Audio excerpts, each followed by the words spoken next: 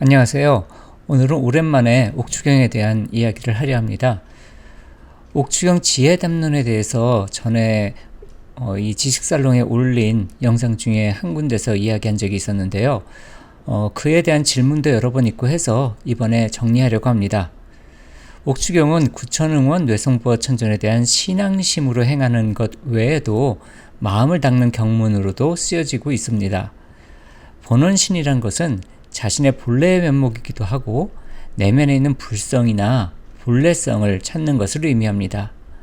이것은 천지간의 대기운하를 따르며 초범입성하는 도교 수행법이기도 합니다. 다만 옥추경은 중국 도교 남종의 백옥섬진님이 주해를 할 정도로 유교적인 요소가 많이 들어 있습니다. 그래서 유교에 대한 이야기도 함께 나누도록 하겠습니다. 이 부분에 대해서는 이 채널에 전에 올렸던 용문선법에 대한 것을 보시면 도움이 될 것입니다.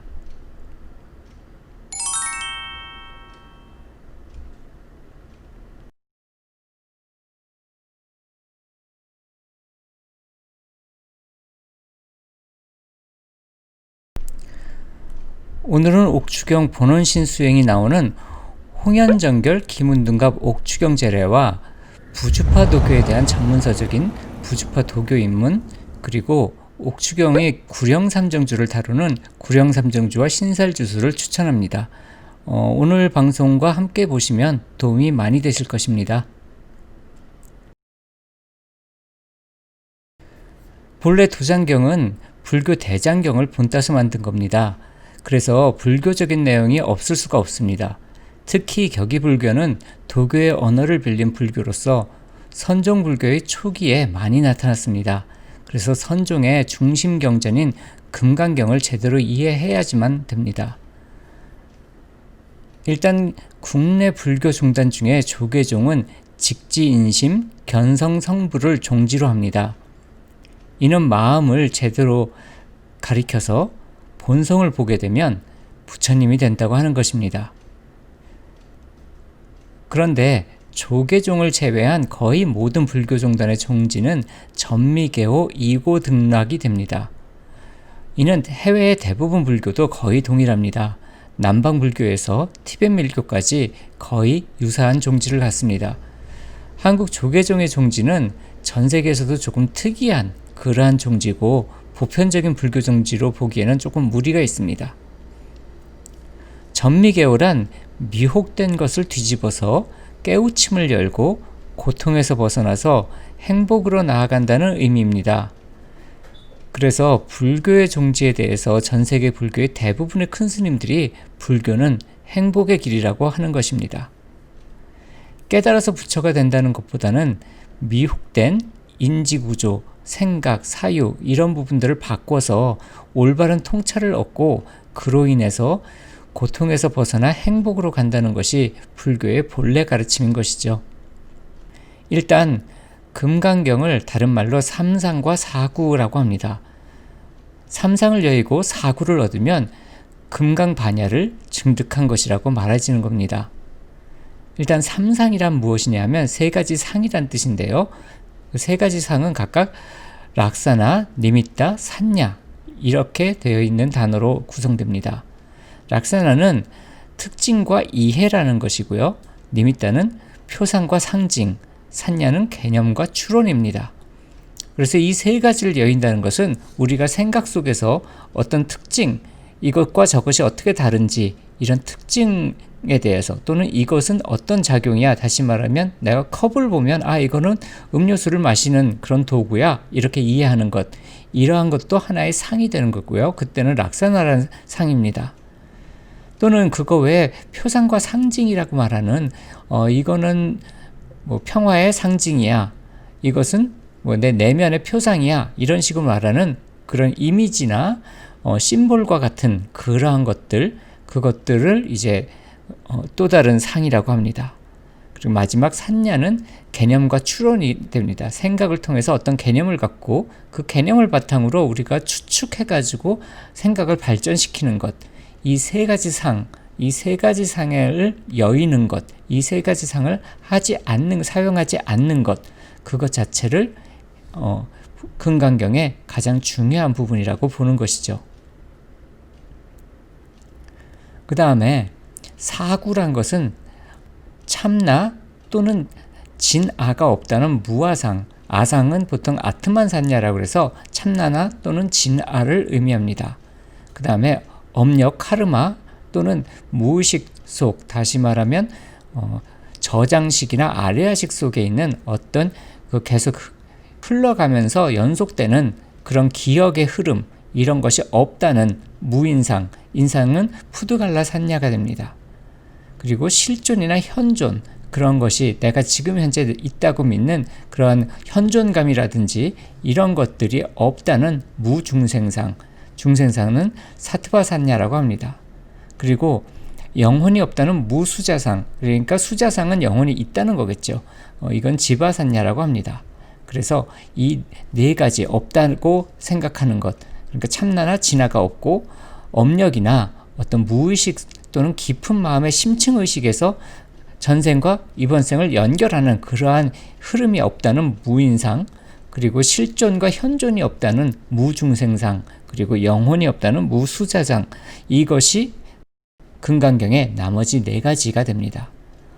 근데 이 삼상사구마저도 삼상사구로 보게 되면 이것 자체도 삼상과 사구에 들어가게 되거든요. 개념과 추론이 될 수도 있기 때문에, 그래서 삼상사구마저도 삼상사구로 볼 수 있게 되면, 다시 말하면 삼상사구마저도 이것이 하나의 상에 불과하다고 여일 수 있으면 여래께서 한마디도 하지 않으심으로 설법을 마치셨다는 금강경의 본래 의미가 나타납니다.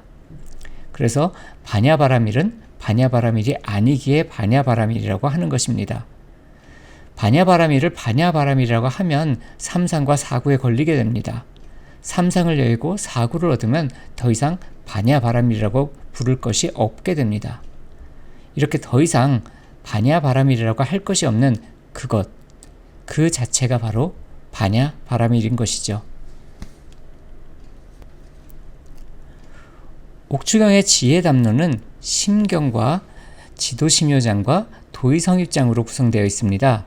심경은 수행의 과정이고 지도심요장은 수행의 구경처이며 도의성입장은 수행의 실천 방법이 됩니다. 앞에서 봤다시피 아무것도 하지 않고 상을 일으키지 않는 것이 곧 수행이기에 그 수행이 바르게 가는 길, 그 길 속에 일어나는 현상들을 알려주는 것이 심경이고, 다음에 이 수행으로 도달하게 되는 것을 알려주는 것이 지도심요장이고, 실제로 어떤 수행을 할지를 알려주는 것이 도의성입장입니다. 또한 옥추경 지혜담론은 개정의 삼무로학을 따릅니다. 개는 순한 인생을 사는 것이고, 정은 바른 선정에 드는 것이고, 해는 밝은 지혜를 말합니다. 그래서 순한 인생을 살면 그날 정좌를 할 때 올바른 선정에 들게 되고, 올바른 선정에 들게 되면 밝은 지혜가 나오게 됩니다. 그래서 이 밝은 지혜를 가지고 인생을 더욱 순하게 살 수 있고, 이렇게 순하게 산 인생은 더욱 바른 선정을 이끌게 되고, 이래서 더욱 밝은 지혜를 얻게 됩니다. 그래서 라이프 스타일이 바뀌지 않는 한은 옥추경을 제대로 수행하는 것이 아닌 것이 됩니다. 옥추경을 수행한다면서 남한테 과시를 하고 술, 담배를 하고 게으르게 살고 이런 것들은 옥추경 수행을 제대로 하지 않는다는 이야기가 됩니다. 그러니까 선정은 그냥 명상만 하고 있어서 되는 것이 아니라 하루를 얼마나 올바르게 순하게 살았는가, 그것에 의해서 선정의 깊이가 나타나게 되고, 선정의 깊이가 그것에 의해서 나타나기에 따로 무엇인가 수행법 자체가 정해질 필요가 없습니다. 고요하게 앉아만 있으면 그날의 내 삶이 나를 이끌어서 내가 얼만큼 고요함에 깊이 들어갈 수 있는가, 그것이 선정이 됩니다. 그리고 그렇게 제대로 깊이 선정에 들어가게 되면 지혜가 밝아오게 되는 것이죠. 자, 이제 심경에 대해서 이야기를 하겠습니다. 모든 경전들은 어떤 식으로 끊어읽느냐에 따라서 전혀 다른 해석이 일어날 수 있습니다. 사원구를 6절씩 끊는 것이 제가 배운 방식이고요.